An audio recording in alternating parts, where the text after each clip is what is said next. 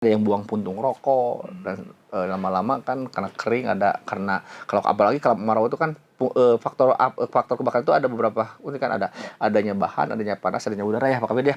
Kami menghimbau lah dari dinas kebakaran jangan sekali-kali membakar sampah. Kadang-kadang perilaku manusia itu udah kering membakar sampah karena sulitnya pembuangan sampah, pengangkutannya dibakar dan yang lebih bahayanya udah dibakar ditinggalkan. Ya, kita memiliki respon time 15 menit. 15 menit ini kita anggota dibagi 3 tahap. Tahap pertama adalah menerima laporan, 5 menit. Tahap keduanya persiapan dan tahap ketiganya langsung berangkat ke lokasi dan gelar selang. Bayangkan, berarti kan bukan pemikiran 15 menit, bukan. Tahap. Kami juga menghimbau kepada warga masyarakat apabila ya kalau di portal kuncinya itu simpan di pos-pos terdekat atau yang sedang bertugas. Itu titik api itu kan. Tapi kita ini jangan sampai kenapa harus disemprot? Jangan sampai ada peremetan ke gedung ini. Karena kan kata saya tadi, proses terjadinya api ini kebakaran melakukan peremetan adanya proses panas dan akhirnya mudah terbakar bahan. Sehingga ada yang menyemprot ke titik api, sumber api, ada yang menyemprot ke bangunan lain untuk melakukan pendinginan.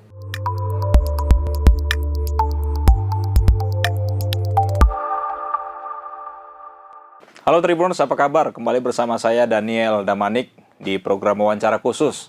Kali ini di studio Tribun Jabar telah hadir 2 orang petugas, ya, 2 orang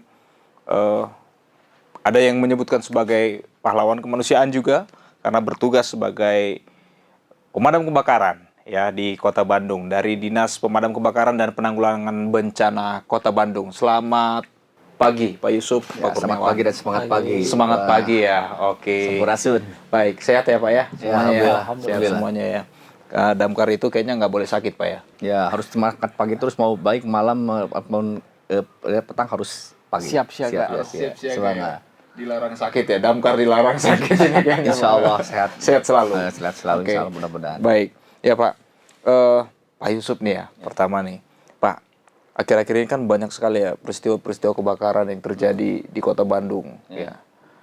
Yang idealnya beberapa tahun lalu, beberapa puluh tahun yang lalu, kalau udah masuk September sampai ke Desember gitu, itu biasanya udah musim hujan nih Pak. Ya, di Kota Bandung sendiri kan ini rasanya kemaraunya dibilang kemarau enggak juga, tapi kadang mendung gitu Pak ya, kadang Anomali mendung. ya. Anomali Pak. Nah, gimana Pak? Dengan situasi cuaca saat ini dengan peristiwa kebakaran yang ada di Kota Bandung, Pak. Ya, gini Kang, kalau namanya kebakaran, kebakaran itu tidak melihat tempat, tidak melihat siapa, dan tidak melihat apalagi cuaca tidak. Setiap cuaca pun ada berpotensi terjadi kebakaran. Tetapi mungkin ada beberapa yang dipacu pada saat musim kemarau, karena mungkin adanya sebuah panas ya. Terus yang cukup panjang mungkin kemaraunya ya Pak Kabid pada saat itu, sehingga dapat memicu potensi-potensi itu lebih besar. Apakah pada saat musim penghujan tidak akan terjadi kebakaran? Ada juga berpotensi. Pernah. Pernah. Ini kan hujan lagi, diguyur hujan, kebakaran terjadi. Dalam artian kebakaran ini tidak melihat waktu, tempat, dan siapa. Gitu kan. Nah, ini semua tempat pun bisa berpotensi kebakaran. Setiap waktu, musim pun, apapun musimnya, berpotensi terjadi kebakaran. Nah, tetapi ada indikator-indikator potensi kebakaran di musim kemarau itu kita harus lebih waspada. Harus lebih waspada dari kemarau. Itu kan tidak melihat cuaca gitu. Ya, oke, tidak melihat cuaca, tidak melihat rumah siapa ya Pak ya. Kita harus siap siaga selalu gitu kan. Oke. Baik. Nah, Tribuners di studio Tribun Jabar di samping Pak Yusuf ini ada Pak Kurniawan itu sebagai Kabid Pencegahan ya Pak ya. Kabid Pencegahan. Nah, ini menarik nih Pak untuk masalah pencegahan ya. Sudah diberikan sosialisasi tentang pencegahan, tapi tetap aja nih Pak ada orang yang mungkin cuek terhadap apa informasi-informasi yang sudah disampaikan. Nah, yang menarik nih Pak, hampir dalam 1 minggu, setiap saya melewati Jalan Sukabumi, Kota Bandung itu, kalau nggak di hari Rabu atau hari apa itu, ada anak-anak kecil tuh Pak. Selasa Kamis ya Pak. anak-anak kecil di sana itu bagian dari upaya pencegahan atau seperti apa Pak? Betul, jadi memang kita ada layanan untuk kunjungan anak-anak sekolah nih. Kita menjadwalkan di setiap hari Selasa dan Kamis. Jadi ada beberapa, hampir setiap TK di Kota Bandung, salah satu materi pembelajaran mereka itu adalah visit ke tempat-tempat yang mereka bagian dari pengenalan profesi.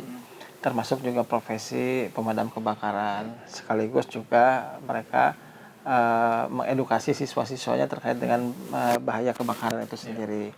Maka setiap hari Selasa dan Kamis kita menerima masyarakat, dalam hal ini anak-anak sekolah baik TK, SD, kadang ada juga yang SMP yang kita berkunjung ke tempat kami untuk kita lakukan edukasi terkait dengan pencegahan dan penanggulangan kebakaran itu sendiri.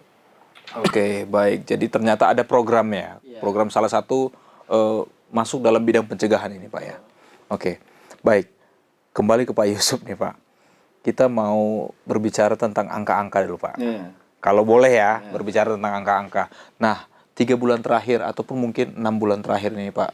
Seperti apa, Pak, untuk kejadian peristiwa kebakaran di Kota Bandung sendiri, Pak? Ya, kejadian kebakaran khususnya di tahun 2024 ya. Dari bulan ke bulan ya, per triwulan 1, 2, berarti Januari, Februari, Maret, terus April dan seterusnya. Ini mengalami kejadian yang ada kenaikan kejadian gitu ya. Ini dari mulai bulan Juli ya 28 kejadian, terus bulan Juni 25, Julinya 28 naik, terus sampai ke Agustusnya 52 gitu kan. Mungkin kan panas Agustus tuh kemarin tuh ya.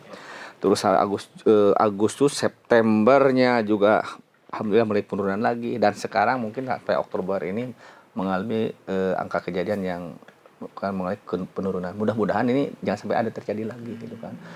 Dibandingkan untuk kurun waktu setahun kemarin 353, mudah-mudahan sekarang jangan sampai terjadi lah. Mudah-mudahan angka kejadian ini harus tetap kita berupaya, apa yang sampaikan tadi Kang Damani ke Pak Kabid, ini pencegahan.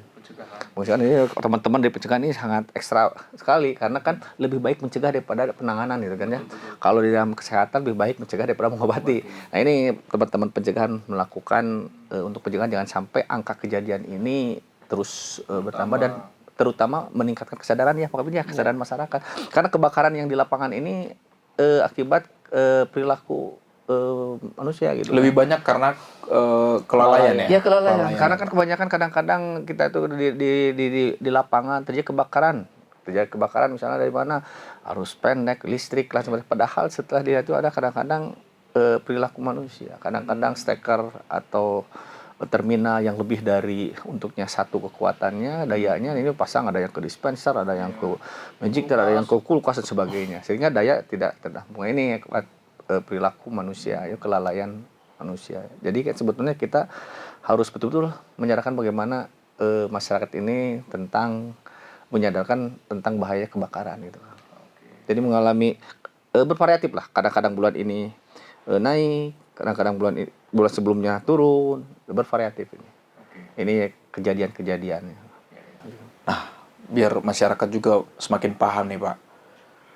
Kalau dihitung dari kerugian secara materinya Pak, per peristiwa itu bisa mencapai berapa jutaan, bahkan bisa jutaan, miliar mungkin. Kalau tingkat pasar mungkin bisa sampai miliar Pak ya. Kita ini yang terpenting adalah mengamankan aset-aset gitu kan. Kadang-kadang kita kerugian sampai sekian ratus, misalnya 200 miliar misalnya, tapi angka yang diselamatkan itu bisa mencapai lebih 300 miliar lebih gitu kan. Seperti itu. Jadi kita prinsipnya mengurangi angka risiko kerugian yang lebih besar, dan jangan sampai ada korban jiwa. Nah, itu korban jiwa Pak. Gimana Pak untuk selama 2024 atau mungkin 2024 aja. 2024 ini kejadian kemarin itu ada 3 orang yang kalau tidak salah pada saat itu kena dampak juga pada saat waktu pemilu kalau tidak salah.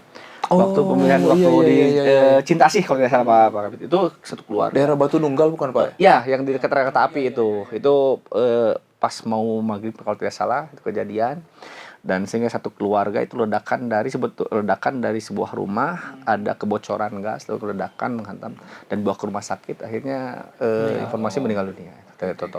Itulah mungkin korban jiwa yang untuk tahun ini, dan mudah-mudahan jangan sampai. Ini mungkin dijawab Pak Yusuf atau Pak Kurniawan ya. Pak, masyarakat saat ini ya di Kota Bandung, secara khususnya Bandung Raya ya, darurat sampah nih Pak. Nah, tapi ya di beberapa titik-titik di pemukiman di Kota Bandung ataupun daerah-daerah tetangga Kota Bandung ini banyak yang akhirnya membakar sampah Pak, dan menganggap ya membakar sampah ini ya nggak akan berpotensi menimbulkan bahaya yang lebih besar. Seperti apa Pak sebenarnya? Ya mungkin nanti di pencegahan menambahkan Pak Kurniawan. Tapi saya dilihat dari sisi penanganan ya. Ini sebuah kasus juga di tempat wilayah-wilayah lain, di wilayah kecamatan tuh ada, atau wilayah umum juga ada yang membakar sampah ya. Karena mungkin ya kami menghimbau lah dari dinas kebakaran, jangan sekali-kali membakar sampah. Kadang-kadang perilaku manusia itu udah kering membakar sampah karena sulitnya pembuangan sampah, pengangkutannya dibakar, dan yang lebih bahayanya sudah dibakar ditinggalkan. Sehingga meninggalkan bara-bara yang berpotensi akan memicu munculnya api dan kebakaran. Karena kan kalau kebakaran ini kan api kecil yang tidak terkendali. Api kecil yang tidak Ya awalnya api kecil kan, sehingga tidak terkendali, sehingga dapat menimbulkan kebakaran. Ini bahkan jangan apalagi musim kemarau dan lahan-lahan kering gitu kan.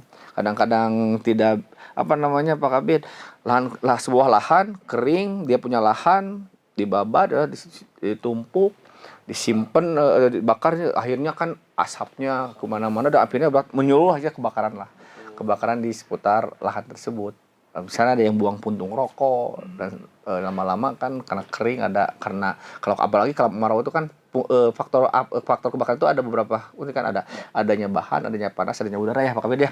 Nanti Pak Kabid yang akan lebih paham tentang pencegahan. Nah, kita menghimbau janganlah, karena beberapa kali teman-teman kita melakukan pemadaman akibat pembakaran sampah yang tidak terkendali, yang sudah bakar diamkan udah. Apalagi kalau alang-alang kan banyak ternyata baranya kena angin, nyimpan kemana dan sebagainya. Nah, ini jangan hindarilah. Kami berharap jangan sampai ada pembakaran di perumahan-perumahan yang mudah terbakar, atau yang dekat area terbakar, perumahan padat penduduk dan sebagainya. Nah, ini hati-hati kepada masyarakat. Nganggap padahal sepele, tapi itu menyebabkan kerugian bagi kita semua gitu. Polusi udara dan sebagainya. Ya, bisa baik kalau sampah itu ya sesuai anjuran pemerintah ya dipisahkan, memilihnya itu. Itu kan. Gimana tuh Pak untuk warga-warga yang mungkin belum sadar nih Pak ya terhadap memang dilematis ya. Sampah ini cukup dilematis. Atau sisi masyarakat ingin mudahnya saja diangkut oleh para petugas sampah. Di sisi lain kita juga sekarang sedang mengalami krisis, bagaimana pemerintah kemarin juga darurat sampah. Kemarin sudah diumumkan oleh pemerintah Kota Bandung bahwa ritase ke pembuangan ke Saring Bukti juga sekarang sudah dibatasi, dan tentu ini menjadi problem kalau tidak dikelola dengan baik.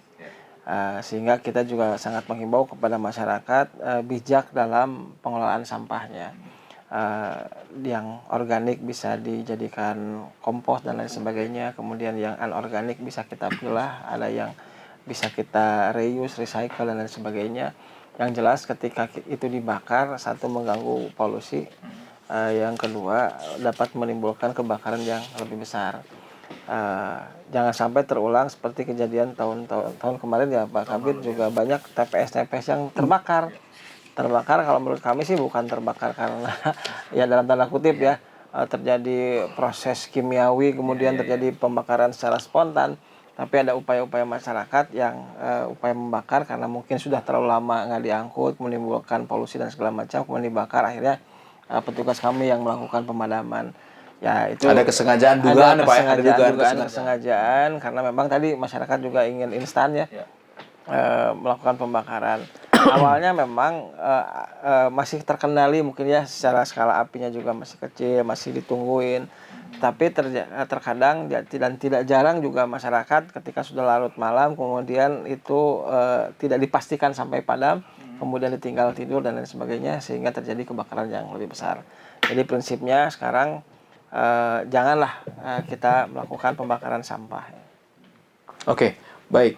Pak, eh, tadi sebelum kita mulai perbincangan ini, rekan dari Tribun Jabar menyampaikan kalau untuk membeli rumah ya di kawasan memperhatikan ini akses damkar kalau misalkan terjadi kebakaran itu seperti apa. Nah, seperti itu kan. Nah, itu kan bagian dari upaya pencegahan juga Pak ya, preventif juga dari masyarakat. Ada masyarakat yang sudah memiliki kesadaran penuh terhadap itu. Nah, Pak, di beberapa pemukiman, di beberapa perumahan sering sekali terdapat gapura-gapura nih Pak. Gapura-gapura ataupun portal yang digembok. Betul. Tapi gemboknya itu mungkin dibawa sama Pak RW lah, dibawa sama Pak RT lah.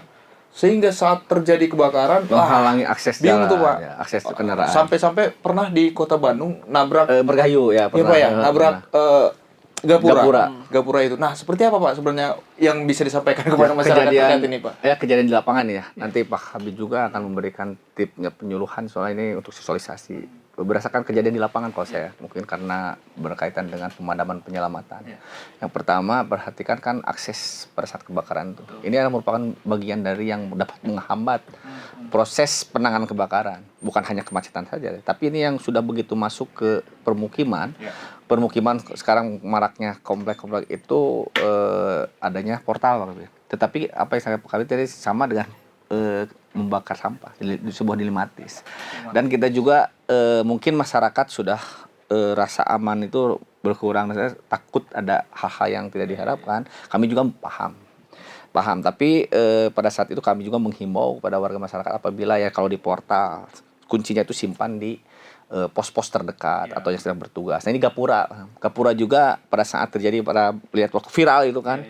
Gapura sebetulnya dari dulu karena saya dekat tinggal di situ sebetulnya sudah masuk kendaraan umum, tapi kan jalan ini berkembangnya perkembangan infrastruktur yang ada di wilayah tersebut sehingga jalan itu jadi tinggi meninggi. Nah, itu akhirnya kan jadi tambah ada hambatan gitu kan sehingga begitu ke atas. Tetapi sekarang kami juga menghimbau sekarang juga sudah dipangkas ya di bawahnya sekarang karena udah sosialisasi teman-teman pencegahan ya sehingga masih tidak ada gapura-gapura yang pendek walaupun masih ada gitu ya. Itu emang itu bagian dari yang menghambat penanganan kebakaran di lokasi. Ya saya berharap teman-teman masyarakat kalau ada portal sebagainya disimpannya ya kuncinya jangan terlalu jauh, harus simpan di Pak RT ya di security terdekat, di pos terdekat. Sakuin gitu ya, karena kita pada saat informasi saja pada saat penanganan kami khususnya saya yang udah pasukan ya.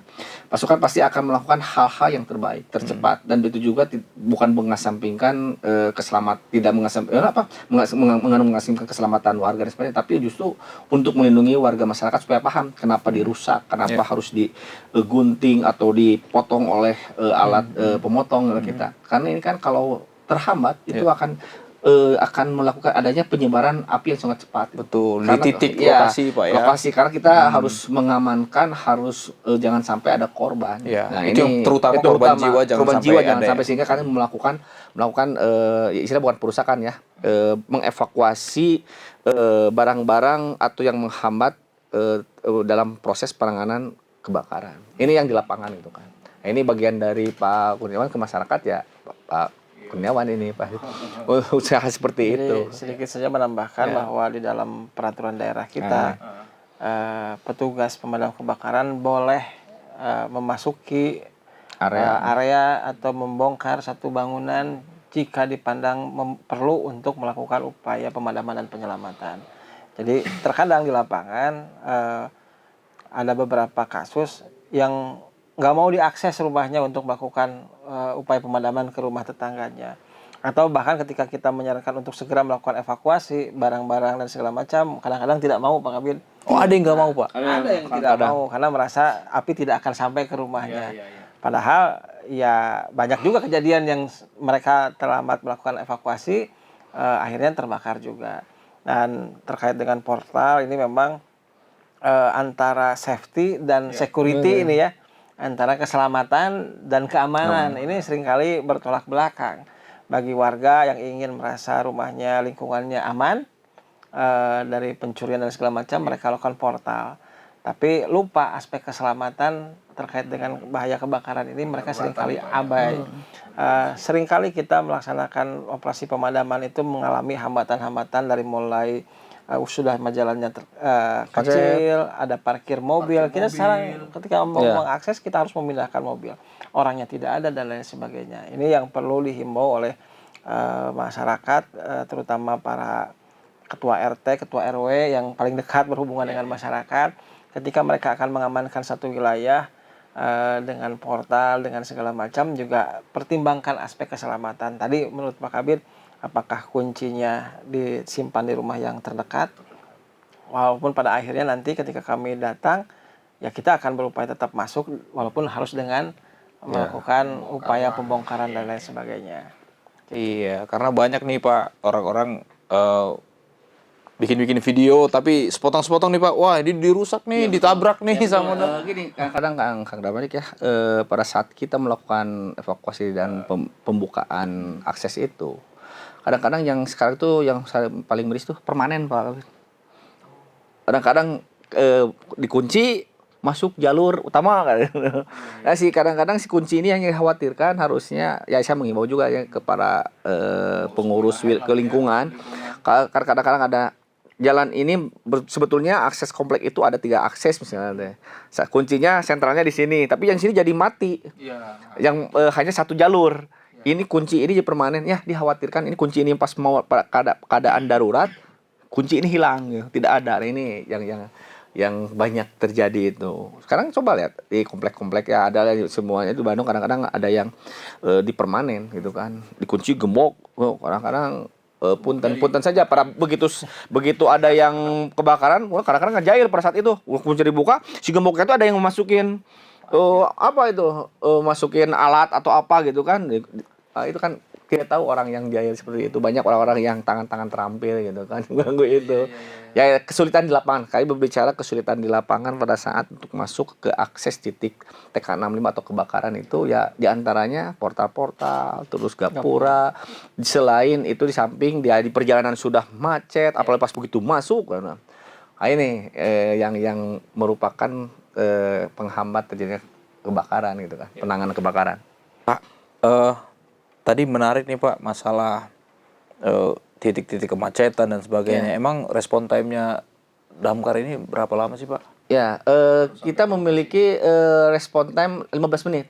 15 menit ini kita anggota dibagi 3 tahap. Tahap pertama adalah menerima laporan, 5 menit. Tahap keduanya persiapan dan tahap ketiganya langsung berangkat ke lokasi dan gelar selang. Bayangkan, berarti kan bukan pemikiran 15 menit, bukan. Tahap pertama. Tidak boleh lebih dari 15 menit Ya, gitu Pak?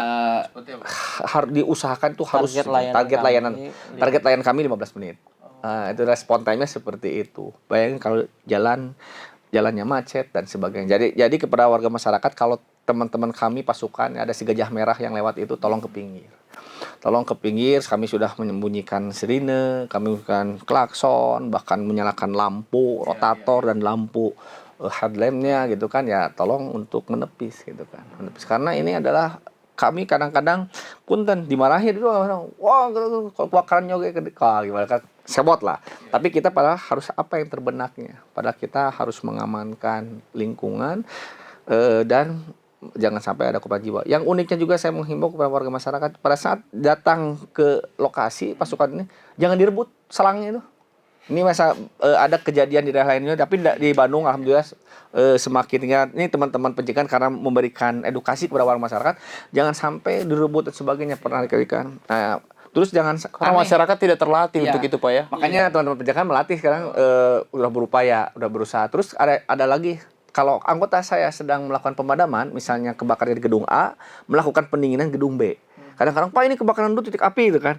Tapi kita ini jangan sampai, kenapa harus disemprot, jangan sampai ada perempetan ke gedung ini. Karena kan kata saya tadi, proses terjadinya api ini kebakaran melakukan perempetan, adanya proses panas dan akhirnya mudah terbakar bahan. Sehingga ada yang menyemprot ke titik api, sumber api, ada yang menyemprot ke bangunan lain untuk melakukan pendinginan. Ya, kayak peristiwa terakhir di Tribun Jabar, Pak, di belakangnya. Ada yang ke bangunan lain tiba-tiba didinginkan supaya tidak ada.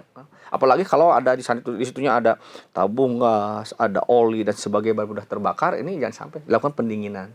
Nah, ini lakukan spray pendinginan dan sebagainya. Nah, ini mungkin dengan adanya seperti ini ya mudah-mudahan masyarakat bisa mengetahui, oh ternyata petugas pemadam kebakaran kalau menyemprotnya bukan ke titik ini api saja, ada yang ke bangunan lain karena untuk mengisolasi jangan sampai bangunan itu merembet. Nah, ini bagian dari teman-teman Pak Nggu juga dari pencegahan itu kan makanya.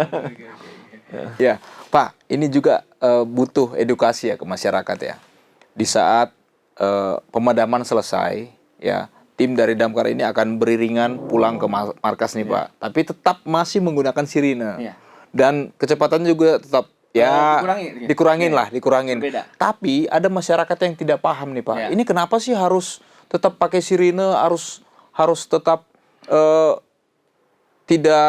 tidak seperti lah, tidak pelan, normal lah, ya. tidak ini harus Ya. tetap agak rada ngebut ini. Kenapa sih, Pak, gitu? Jadi gini, kita kan di dalam Undang-Undang 2 tahun 2009 ini tentang lalu lintas ya, kita ada merupakan bagian dari yang diutamakan. Tetapi bukan berarti kita sewenang-wenang untuk melakukan hak jalan tuh, tetapi kita juga memiliki sampai aturan. Kenapa dari mulai berangkat sampai pulang itu kita tetap harus menyalakan sirine. Karena jangan sampai pada saat terjadi, apalagi terjadi kebakaran pada saat ke TK65 atau terjadi kebakaran penanganan, jangan sampai ada yang mendekati kendaraan. Karena gini, kendaraan mobil damkar ini dengan bobot yang membawa air itu ya minimal apa? Kami dia 4.000 liter aja lah, bayangin lah. Apalagi tangki 8.000 liter. Itu kan posisi dalam maka posisinya harus penuh. Harus penuh dan berat kan itu kan, apabila dalam kecepatan tertentu terus kan di proses pengereman pasti membutuhkan ada waktu, jeda, jarak kendaraan yang sampai menyalakan itu harus. Itu kecepatannya hati-hati kalau pada saat apalagi ke tempat penanganan kebakaran tuh kecepatannya tinggi. Tapi kita juga memiliki perhitungan, dibantu oleh teman-teman. Alhamdulillah saat ini dibantu oleh teman-teman kepolisian, jajaran Dishub, kita dibantu sehingga akses jalan tuh kadang-kadang kalau macet ada kontraflow, stopan bisa dihijaukan. Ini pada saat darurat. Terus pas pulangnya kenapa harus membunyikan? Kita harus cepat lagi ke Mako. Dan proses ke Mako itu langsung ke Mako mengisi air dulu. Harus dalam kondisi kesiapsiagaan air harus terpenuhi. Karena pernah terjadi pada saat terjadi kebakaran di tempat A, pada saat beberapa menit sudah itu ada kebakaran lagi. Sampai sehari bisa 5 kali. Akhirnya makanya kita harus cepat-cepat kembali ke Mako dan standby, segala sesuatunya harus dipersiapkan. Karena ini menyangkut, kata Pak Habib tadi waktu awal, menyangkut jiwa manusia. Jangan sampai ada korban selanjutnya gitu kan. Nah, ini antisipasi, makanya tapi dengan kecepatan yang berbeda, Mas. Sudah barang tentu tidak secepat kalau pulangnya, tidak secepat yang sudah berangkat. Tapi tetap rotator, lampu dan sebagainya harus dibunyikan dan pulang beriringan. Bahkan kita juga jangan sampai ada kendaraan lain di belakang. Kadang-kadang pengen di belakangnya ikut. Ini lebih bahaya. Pengereman pada saat ngedadak ini bisa. Pada saat di depan pun kita juga tetap kalau itu ada jarak aman. Karena kenapa? Pada saat kalau posisi mobil kendaraannya penuh, berat, pada saat kecepatan tinggi, ngeremnya itu jadi ada jeda untuk jalan gini. Berhenti total ya, Pak. Ya, Sampai berhenti ada total. jeda, maka hati-hati. Makanya itu kita itu menghindari, kadang-kadang ya kita juga ada yang sewot dan sebagainya. Tapi ya kita lah petugas ingin memberikan rasa aman dan nyaman kepada warganya, dan kita juga bekerja sesuai dengan Undang-Undang 22 itu kalau 2009 tentang lalu lintas, ya kita menggunakan prioritas utama. Ini bagian dari sosialisasi, teman-teman sudah mensosialisasikan ke warga gitu kan. Nah, upaya-upaya pencegahan nih Pak Kurnia nih. Apa nih yang mungkin selama Bapak bertugas atau dalam 1 tahun atau berapa bulan terakhir lah. Apa yang paling menarik nih Pak? Mungkin dari respon-respon dari masyarakat terkait dengan sosialisasi atau upaya-upaya pencegahan yang dilakukan dari Diskar PB Kota Bandung, Pak? Ya, terkait dengan pencegahan tentu kita juga melakukan edukasi kepada masyarakat. Dan kita juga memiliki keterbatasan tentu ya, secara waktu, personil, untuk mengedukasi 2,5 juta warga masyarakat. Maka apa yang kita lakukan dalam beberapa waktu ke belakang, kita membentuk dan melakukan pembinaan kepada relawan pemadam kebakaran. Harapan kami di seluruh wilayah Kota Bandung, di 151 kelurahan di Kota Bandung dapat terbentuk dan terbinanya relawan pemadam kebakaran sebagai bagian dari kepanjangan tangan kami di dinas untuk senantiasa melakukan edukasi kepada warga masyarakat. Sampai dengan tahun sekarang di 2024 ini kita telah melaksanakan pelatihan relawan pemadam kebakaran kepada 825 orang anggota tersebar di 55 kelurahan. Nah, mudah-mudahan ke depan juga kita akan terus tingkatkan jumlahnya sehingga harapan kami di 151 kelurahan itu terbentuk relawan-relawan pemadam kebakaran di tingkat kelurahan. Yang tugasnya apa? Satu, mereka melaksanakan sosialisasi, melaksanakan penyuluhan kepada masyarakat. Kemudian yang kedua, mereka juga punya tugas bagaimana melakukan identifikasi bahaya di lingkungannya. Tadi seperti yang disampaikan, Pak, wilayah kita ini padat penduduk, jalan tidak bisa diakses oleh mobil pemadam kebakaran, sumber air juga terbatas. Nah, tentu bagaimana kita meningkatkan kesiapsiagaan masyarakat. Dan kami berharap betul kepada para relawan pemadam kebakaran ini, para Redcar di setiap wilayah, secara aktif untuk melaksanakan edukasi. Sehingga ketika terjadi kebakaran, warga siap siaga. Artinya bukan kami melimpahkan tugas kepada masyarakat, tidak. Secara alamiah, secara intuitif masyarakat ketika terjadi kebakaran pasti akan berupaya memadamkan. Baik itu menggunakan alat seadanya, baik itu menggunakan karung goni, baik itu menggunakan ember dan lain sebagainya, pakai gayung.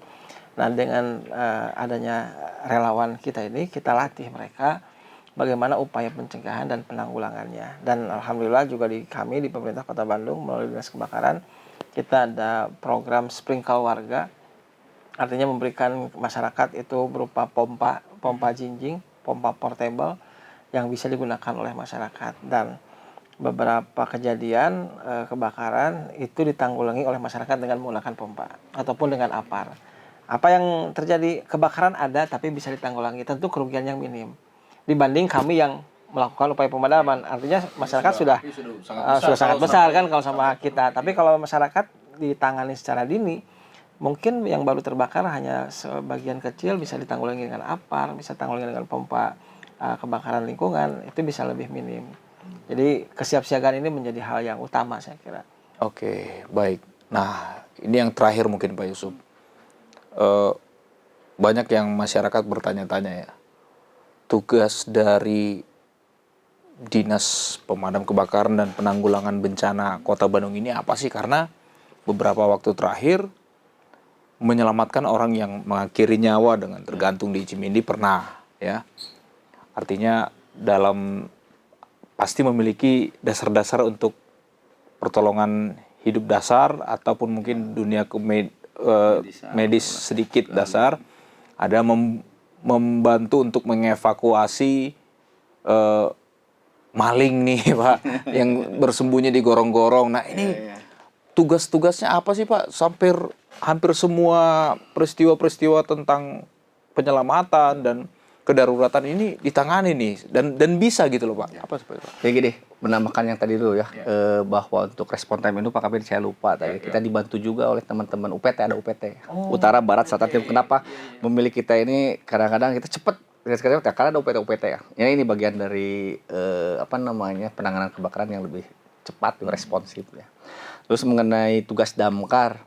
Tugas damkar ini memang sekarang bukan hanya sesuai dengan perkembangan berkurun waktunya berjalan, dan perkembangan bahwa bukan hanya melakukan pemadaman saja. Kita juga melakukan penyelamatan. Emang dulu juga pemadam dan penyelamatan, tapi sekarang berkembang dengan adanya perkembangan ini. Dari mulai yang sifatnya membahayakan jiwa manusia. Nah ini dari mulai tadi traffic accident, human rescue, animal rescue, dan sebagainya. Bahkan kunci pun itu masuk minta bantuan ke damkar. kata kuncinya itu adalah menyelamatkan jiwa manusia. Seperti halnya kemarin udah jelas orang tentu yang terjadi di Cimindi itu kan mengevakuasi yang sudah walaupun sudah tidak bernyawa dan sebagainya tetap dievakuasi. Dan misal kemarin ada kejadian kriminal ya di daerah Jakarta itu masuk, kita lakukan juga evakuasi, alhamdulillah bekerjasama dengan teman-teman jajaran samping itu kan. Terus dengan kunci, kenapa? Karena sifatnya membahayakan jiwa manusia. Contoh kunci saja. Kunci masuk ke gorong-gorong. Pada saat kunci masuk ke gorong-gorong yang tidak tahu apakah ada binatang buas dan sebagainya, kalau dengan tangan itu takut ada ular, itu bisa membahayakan jiwa manusia. Kita melakukan evakuasi. Terus di Kiara Atapak pada saat itu adalah skateboard kali. Skateboard masuk ke danaunya itu. Penanggungan masuk ke sana minta bantuan ke damkar. Bahkan handphone juga ada. Handphone yang terkecebur itulah hal yang wajar. Orang lain pernah bilang, kok manja ya? Menurut saya tidak. Ini adalah hak mereka untuk meminta bantuan kepada kami dan kami memberikan pelayanan hadir tengah masyarakat. Kenapa? Bayangkan, mereka tidak tahu kedalamannya berapa dan mereka jiwa. Ternyata setelah dicek, kita melakukan teman-teman rescue, melakukan penyelaman, itu kurang lebih dari 6 meter. 10 meter mungkin dari danau itu. Akhirnya si skateboardnya itu bisa dibawa. Handphonenya bisa dibawa. Itu hal yang saya tidak melihat skateboardnya segimana, tidak. Yang penting adalah mereka jiwa kalau dia belum tentu apabila membawanya terus kedalaman tidak tahu bisa jadi korban. Nah, dari hal apapun sekecil apapun ini yang sifatnya menyelamatkan keselamatan jiwa manusia ini insya Allah. Karena apalagi sekarang ada undang-undangnya loh. 29 tahun 2014 walaupun itu untuk BNPB ya, Badan Nasional Pencarian Pertolongan itu bahwa kejadian pencarian pertolongan itu di perkotaan itu oleh pemadam kebakaran atau institusi lainnya. Kami juga ada dasarnya gitu kan. Apalagi sekarang tuh sesuai dengan perkembangan yang ada. Nah, ini sehingga dari mulai evakuasi human rescue, animal rescue dan sebagainya yang menyelamatkan membahayakan jiwa manusia insya Allah. Gitu. Kami siap untuk membantu sepanjang kita, Pak. Mungkin doakan lah kita. Oke, ya pasti didoakan, Pak. Dan semoga yang tim-tim pahlawan-pahlawan ini semua bisa dari segi kesejahteraan juga semakin baik. Amin. Yang masih harian lepas mungkin bisa diangkat menjadi ya setidaknya P3K lah, ya Pak ya. P3K dan persyaratannya tidak gampang ya. Buat para wakil-wakil rakyat mungkin bisa dipertimbangkan khusus untuk para pemadam kebakaran supaya semakin baik dan sejahtera, Pak ya. Amin. Karena semua dalam keadaan sehat dan sejahtera akan lebih mempercepat untuk membantu masyarakat lainnya seperti itu, Pak ya. Dan kita dalam pelayanan tidak dipungut biaya. Oke, tidak dipungut biaya. Baik penyelamatan dan sebagainya dalam pelayanan penanganan kebakaran dan penyelamatan itu tidak dipungut biaya. Gitu. Oke, jadi semoga tidak ada pertanyaan-pertanyaan lagi, Pak ya, terkait dengan tugas-tugas dari damkar, karena kadang yang tadi manja banget sih kucingnya nyangkut di pohon kok harus nelpon damkar gitu. Banyak ya, Pak, itu kan binatang saja ditolong apalagi manusia. Iya. Benar. Oke, baik, terima kasih Pak Yusuf, Pak Kurniawan, sehat selalu, sukses selalu dalam melayani masyarakat. Demikian Tribuners untuk perbincangan saya dengan jajaran dari Diskar PB Kota Bandung terkait dengan apa saja tugas-tugas dan bagaimana upaya-upaya yang harus dilakukan masyarakat jika terjadi suatu kedaruratan ataupun peristiwa kebakaran yang melanda. Demikian, saya Daniel Lamanik, sampai jumpa pada program selanjutnya. Oke, siapa? Atur nuhun.